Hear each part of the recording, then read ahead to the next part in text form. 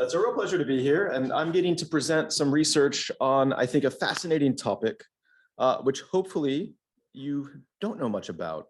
And that is these really radical climate interventions, sometimes called climate repair technologies, sometimes called geoengineering, sometimes called carbon removal or negative emissions that could literally save the planet, but carry a whole bunch of different risks and technical dynamics. These are kind of plan C and plan D. If plan A is stopping emissions and plan B is building adaptation, plan C could be deploying these negative emissions technologies. And plan D could be these space-based or like solar reflective management stuff that helps lower temperature.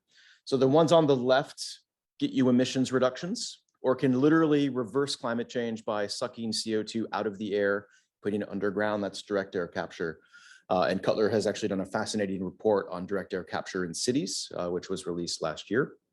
The options on the right, lower temperature.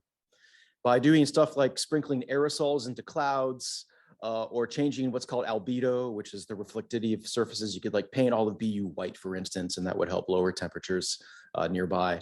And some other crazy stuff like literally high altitude or even extraterrestrial sunshades, where you put them into space. We kind of laugh at this. Anyone remembers the James Bond film Moonraker? For those of those that are old enough, to Roger Moore, the worst Bond. But that there are actually discussions to put things into space. And there are some pretty serious actors, NASA, Raytheon, Boeing, OHB, Airbus Space and Defense, that are talking about an interplanetary sun shield that goes at the Lagrange point between the Earth and the sun that could lower temperature by 1 degree Celsius by 2050, all for the small cost of $1 trillion. Which also seems pretty large until you realize that net zero infrastructure is a $100 trillion market. And the global GDP last year is $102 trillion. So 1 trillion starts to sound 1% of 1 year's GDP, and we could actually arrest climate change. So in a project called GENIE, which is funded by the European Research Council, we explore all 20 of these options. And we had the benefit of doing 125 expert interviews. That's a lot of expert interviews for those that don't know qualitative research methods. It's like 2 PhDs worth if you were doing your PhD dissertation. And we talked to people all around the world, including at Harvard, like David Keith, people who really know these technologies. They're developing patents, they're publishing high profile articles, or they're deeply involved in policy discussions like the national academies. And I want to just share with you 3 core findings from that exercise with the 125 experts. The first one is about risk. And that's not a typo. It does literally say risk. That's intentional. This comes out of a National Academies report about 8 years ago, which just threw it out there in a paragraph, trying to capture how the problem with many of these options are they eliminate risks, but introduce new risks. So you don't risks are redistributed, and they call that the risk trade-off.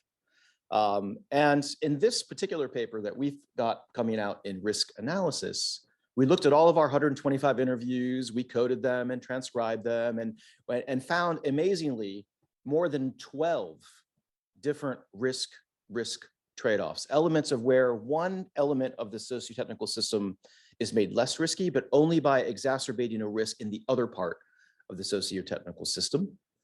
We drew on a notion of path dependence and multi-level energy transitions, which talks about how as you deploy new technologies, you have technology and hardware, you also have institutions, and you have behavior.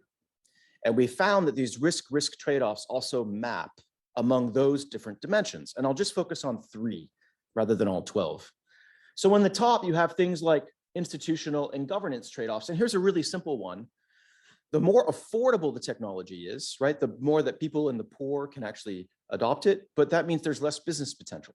And so it kind of affordability contrasts with business viability. In the middle one, you could see, well, you could use energy and land for BECCS, that's bioenergy, or for DAC, but maybe not for both if there's limited space. And in the bottom, you can see, well, you want them to be effective, but the more effective they are, the more they may scare people. And that can create social backlash and resistance.